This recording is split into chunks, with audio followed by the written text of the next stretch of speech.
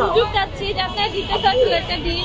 আমরা আপনাদের কাছে বারবার অনুরোধ করছি, কিন্তু আপনারা আমাদের দিকে একটু দয়ার হাত বাড়িয়ে দিচ্ছেন না। আমার পজিশন 10,000-এর ভিতরে থাকা সত্ত্বেও আমাকে ওনারা সিলেক্ট করেননি।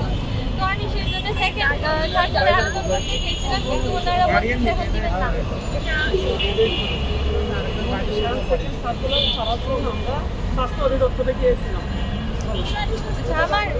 মানে এটাকে শুধুমাত্র এই বছরই বন্ধ করে দেওয়া হয়েছে এমন কিছু? কর্তৃপক্ষ কি বলছে এখন? কর্তৃপক্ষ বলে যে সিট ফাঁকা আছে, ফাঁকা সিট দিয়ে আমরা এগিয়ে যাব, কিন্তু আমাদের বাচ্চারা তো চাচ্ছে সুযোগ ভর্তি হওয়ার জন্য, ওরা সুযোগটা দিচ্ছে না। আচ্ছা, আমার বড় বোন যশোর সরকারি মেডিকেলে সেকেন্ড ইয়ারের স্টুডেন্ট ছিল, কিন্তু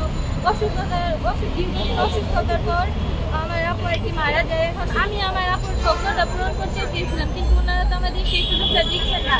আমার যখন প্রথম সার্কুলার আবেদনে আমি সিলেক্ট হইনি, তখন স্বাস্থ্য শিক্ষা অধিদপ্তরে গেলে ওনারা আমাদের বলেন, ডিসি অফিসের পরিচালক মহিউদ্দিন মাতব্বর স্যার আমাদের বলেছিলেন যে দ্বিতীয় সার্কুলার আবার দেওয়া হবে মে মাসের শেষের দিকে, তোমরা খোঁজ খবর রেখো।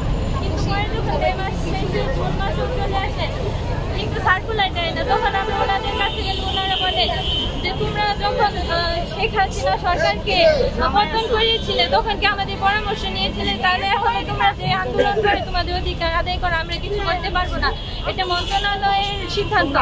এরপর আমরা মন্ত্রণালয়ে যাওয়ার পর ওনারা বলে যে আমরা পোর্টাল খুলবো না, আমরা এবার দ্বিতীয় সার্কুলার দিব না।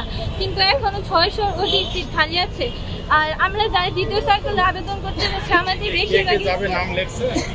বেশিরভাগই পজিশনই হচ্ছে 20,000-এর ভিতরে, কিন্তু ওনারা বলতেছে যে দ্বিতীয় সার্কুলার দিবে না। এখন আমরা কি করবো?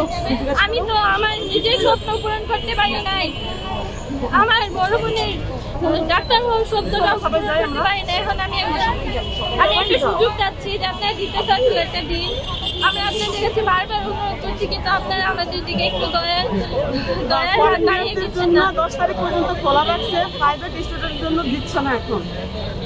এখনো কিছু মেডিকেলে এখনো ক্লাস শুরু হয় না, এখন ওরা আরো পরে শুরু করবে। সেজন্য এখন আমাদের হাতে কিছু সময় আছে, এই সময়ের মধ্যে আপনারা দ্বিতীয় সার্কুলারটা দিন। আমাদের অল্প সময়ের ভিতরে আমরা ভর্তি হতে পারবো। আমরা তো আমাদের নিজের টাকা দিয়ে ভর্তি হই, তাহলে ওনারা দিচ্ছেন না। এখন আমি আমার স্বপ্ন, আমার বোনের স্বপ্ন, আমাদের ডাক্তার হওয়ার স্বপ্ন নিয়ে একা পূরণ করতে যাচ্ছে, আমাদের সেই সুযোগটা দেওয়া হোক।